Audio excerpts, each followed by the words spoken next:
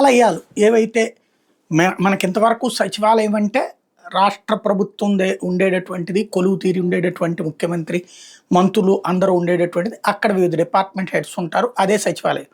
But అలాంటి వ్యవస్థని ward సచివాలయం, గ్రామ సచివాలయం అంటే అక్కడ ప్రభుత్వాన్ని నడపడానికి ఎట్లాంటి విభాగాలు అయితే ఉంటాయో అట్లాగే ఇక్కడ ప్రతి ప్రాంతంలో ఒక సచివాలయం అంటూ గ్రామ సచివాలయం, వార్డు సచివాలయాలు ఏర్పాటు చేశాడు పాలనా సంస్కరణలో భాగంగా జగన్మోహన్ రెడ్డి.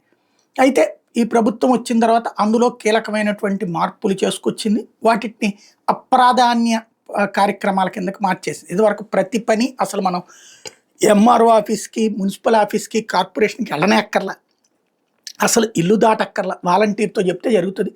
లేదు అంటే ఆ సచివాలయం వాళ్ళతో పని జరిగిపోతుంది, ఆ ప్రాంత సచివాలయం జరిగిపోతుంది. ఇప్పుడు రూటు మారింది. ఆ వ్యవస్థలని కాస్త చిన్నాభిన్నం చేసే ప్రయత్నం ఉన్నారు. వాలంటీర్ వ్యవస్థ రద్దయిపోయింది. ఇప్పుడు సచివాలయాల వాళ్ళని కూడా ఇబ్బంది పెడుతున్నారు. ఒక చోట నుంచి ఇంకో చోటకి బదిలీలు 5 ఏళ్ళు దాటిన వాళ్ళకి తప్పేం లేదు.